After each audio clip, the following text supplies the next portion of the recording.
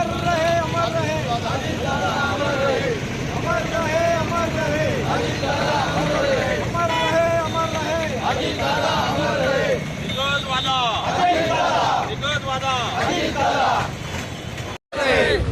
अमर रहे अमर रहे अजित दादा अमर रहे अमर रहे अजित दादा अमर रहे निगोजवादा अजित दादा।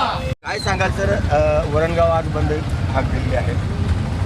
मी असं सांगू इच्छितो आपल्याला की महाराष्ट्राचे दमदार वजनदार आणि सर्व महाराष्ट्रामध्ये सर्वात लोकप्रिय असलेले आमचे दादा हे अचानक त्यांच्या विमान अपघातामध्ये निधन झाल्यामुळे आणि त्यांच्यासोबत जेही लोक होते विमानामध्ये त्यांच्यासाठी आम्ही आज वरणगावमध्ये सर्व पक्षीय आणि सर्व समाजाच्या लोकांनी बंदमध्ये सहभाग घेतला.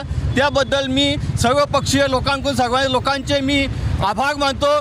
आणि दादांनी जी विकासाची विकास जो दाखवलेला महाराष्ट्राला त्या विकासासाठी सर्व लोक त्यांच्या पाठीमागे उभे होते.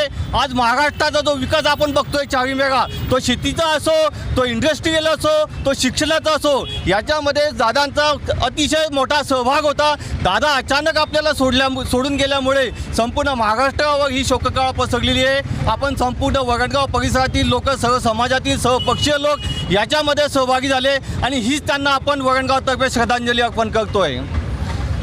काय सांगाल, आज वरणगाव बंदची तुम्ही हाक दिलेली आहे.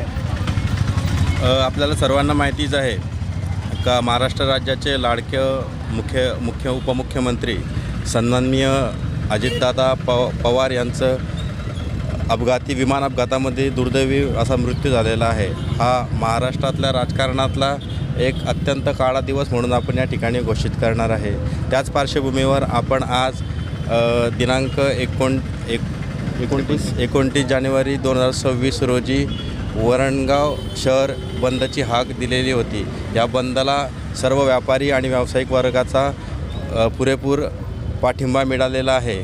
काही तुरळक व्यापाऱ्यांनी आपली दुकाने चालू केली होती, परंतु आम्ही नंतर त्यांना विनंती केल्यानंतर त्यांनी सुद्धा ती बंद केले. तसे त्यांनी आपल्याला सहकार्य केलेलं आहे.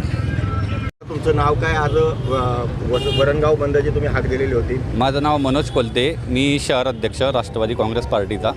आम्ही वरणगाव बंदची हाक याच्यासाठी दिली की महाराष्ट्राचे आपले लाडके उपमुख्यमंत्री स्वर्गवासी अजितदादा पवार यांचं काल विमान अपघातात दुर्दैवी निधन झालं आणि ही अपघाताची बातमी कळल्यानंतर पूर्ण महाराष्ट्र हादरलेला आहे. आणि त्या निमित्ताने आपण श्रद्धांजलीसाठी वरणगाववासियांना आवाहन केलेलं होतं काल, आणि वरणगाव बंद करण्यात यावं, ठेवण्यात यावं अशी आम्ही त्यांना विनंती केली होती. त्यानुसार आज वरणगावातील व्यापारी वर्ग, व्यावसायिक व इतर जे व्यक्ती आहेत त्यांनी या बंदला उत्स्फूर्त प्रतिसाद दिला. काही तुरळक लोक होते, त्यांना आम्ही विनंती केली, त्यांनीही पुरेपूर सहकार्य करून वरणगाव कडकडीत बंद ठेवण्यात आले.